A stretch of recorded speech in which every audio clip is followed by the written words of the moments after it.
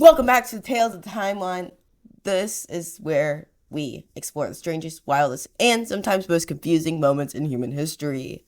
Because history isn't always kings, wars, and treaties.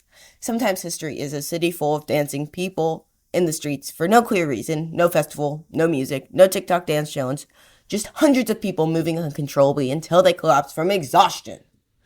Today we travel back to the summer of 1518 to the city of Strasbourg, in what is now eastern France.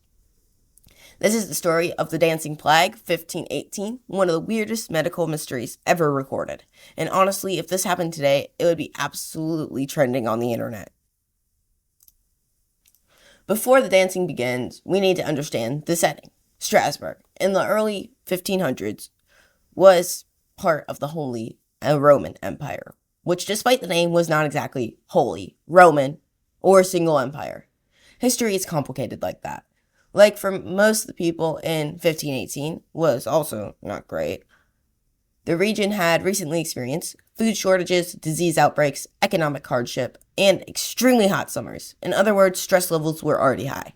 And when societies are under extreme stress, strange things can happen.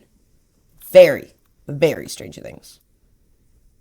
According to the historical records, this event began July of 1518. A woman known as Frau Taffea walked into the streets of Strasbourg and started dancing. Now, to be fair, dancing in the street is not automatically historic. If it were, weddings would appear in history textbooks, but the strange part was that she didn't stop. She danced for hours, and she kept dancing the next day and the next. Reports suggest she continued for several days, which probably left her neighbors wondering two things. 1, why was she dancing? 2, could someone get her a chair? Then things got much weirder. Other people began dancing too. At first it was just a few, then more joined. Within about a week, dozens of people were dancing in the streets. Within a month, historical sources suggest around 400 people may have been involved. And this was not cheerful celebration dancing. Witnesses describe people who looked exhausted, distressed, and unable to stop. Some reportedly danced until they collapsed. Others continued even while injured. If this sounds like the worst dance marathon in human history, that's because it probably was. Now imagine you are a city leader in 1518. You walk outside and see dozens of your citizens dancing uncontrollably in the streets. Your first thought maybe we should stop the dancing. But the city council had a different idea. Doctors at the time believed the dancers suffered from something called hot blood. Their solution? Let the dancers dance it out. Yes, really. City officials cleared spaces for dancing. They built wooden dance stages, and they even hired musicians. Which means the official government response to mysterious dancing illness was to start a band. Somewhere, a medieval project manager probably said, "Have we tried adding more dancing?" Unfortunately, encouraging more dancing did not fix the problem. In fact, it made things worse. The number of dancers increased, people collapsed from exhaustion. Historical accounts suggest that some may have died from heart attacks, strokes, or even extreme fatigue.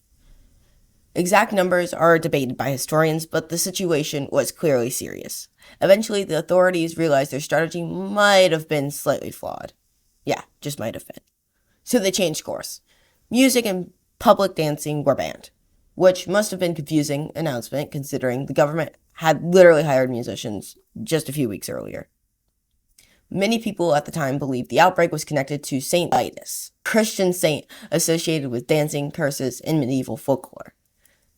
The belief was that Saint Vitus had cursed the dancers, so the city sent some of the affected people to shrines dedicated to him. They were given special shoes and prayers were formed.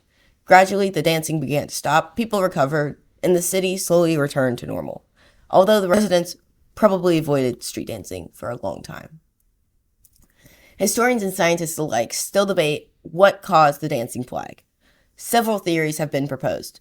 Ergot poisoning. One idea is ergot poisoning caused by a fungus that grows on rye bread. Ergot can cause hallucinations and muscle spasms. However, many researchers believe ergot poisoning does not fully explain the sustained dancing. Mass psychological illness. Well, widely accepted today is a mass psychogenic illness, sometimes called mass hysteria. This occurs when psychological stress spreads symptoms through a community. Considering the famine, disease, and hardships people faced in 1518, The population of Strasbourg may have been under extreme stress. That stress may have triggered a psychological chain reaction. Essentially, the medieval version of everyone panicking at the same time, just with more cardio involved. The dancing plague remains one of the strangest documented events in European history, not just because people danced for weeks, but because no one fully understands why. It reminds historians that the past was filled with mysteries, misunderstandings, and sometimes very questionable medical advice. It also reminds us that humans under pressure can react in unexpected ways, and sometimes those reactions involve hundreds of people accidentally participating in the longest dance marathon ever recorded, with 0 trophies. And that's today's story from the timeline, from one mysterious dancer to hundreds of exhausted citizens spinning through the streets of Strasbourg, to one of the history's strangest unsolved medical mysteries. Thanks for listening to Tales on the Timeline. If you enjoyed today's episode, stick around because history is full of unbelievable moments that sound completely made up, but somehow happened. Until next time, keep exploring the past. And remember, if an entire city suddenly starts dancing uncontrollably, maybe the correct solution is not hiring a band.